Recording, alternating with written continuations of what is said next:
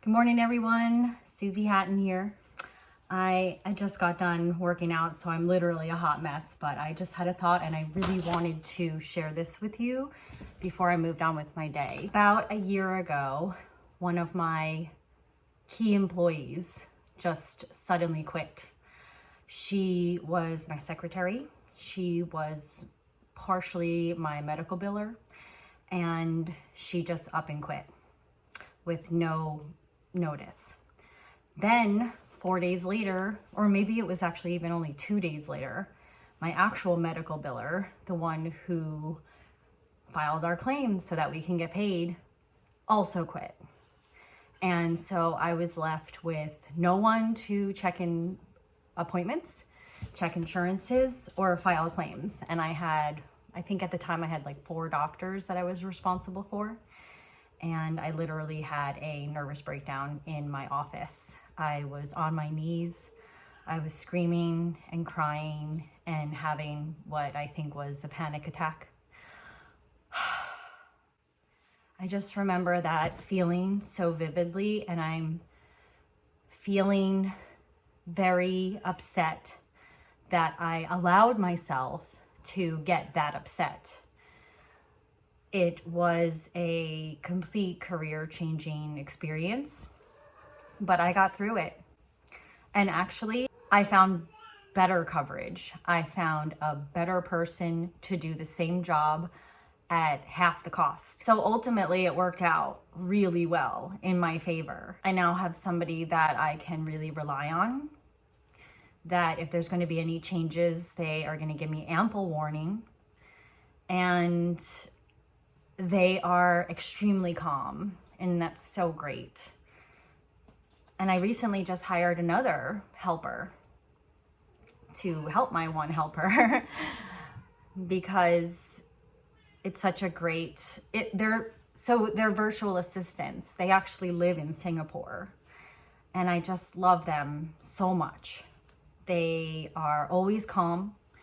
They are always there for me. They listen to everything I say, and I have a tendency to get riled up very easily, so they don't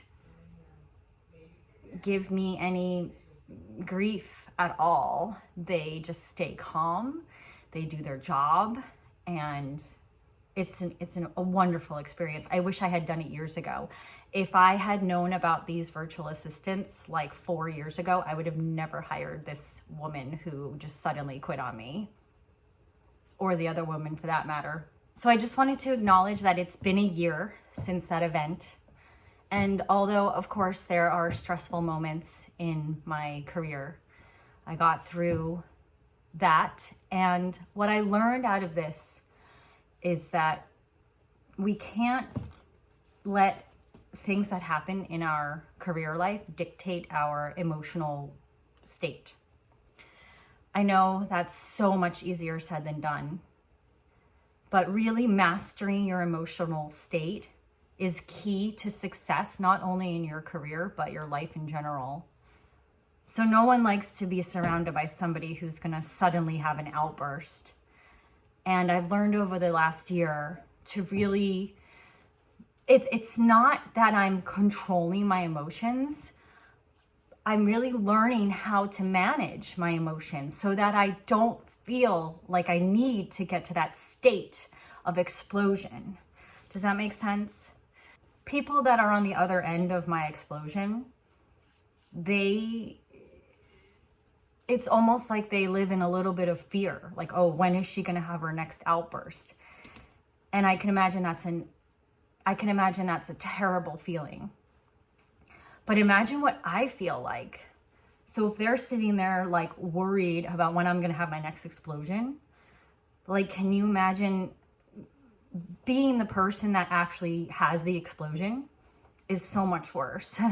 It's so much worse, believe me, because I have all these emotions inside of me that come out in these explosions. So this is not good for me. This is not good for my health. This is not good for my well-being. This is not good for my career. This is not good for my relationships. And it's really a work in progress. So I'm doing this for my health. I'm sort of training myself to not even feel the need to stir up this emotion so that it becomes an explosion. And one of the ways that I've been doing this over the past year is when I wake up in the morning, I journal. I journal about the things I am grateful for. I journal about the things that I'm proud of accomplishing. I journal about the things that do cause me emotional stress. I kind of like write about them and try to figure out what is actually causing this emotional stress. Most of the time, for me, it impinges on my security, meaning somebody is doing something in a way that threatens my security, in my financial security or my emotional security. So this is why I do this journaling, and it really, really helps. I didn't do it this morning yet. I'm going to do it before I leave for work because I really want to have a great day. And I find that when I do journal, the day is so much calmer. Sorry, my mom's like talking in the background, but I'm going to let you go for now. I just wanted to get that off my chest.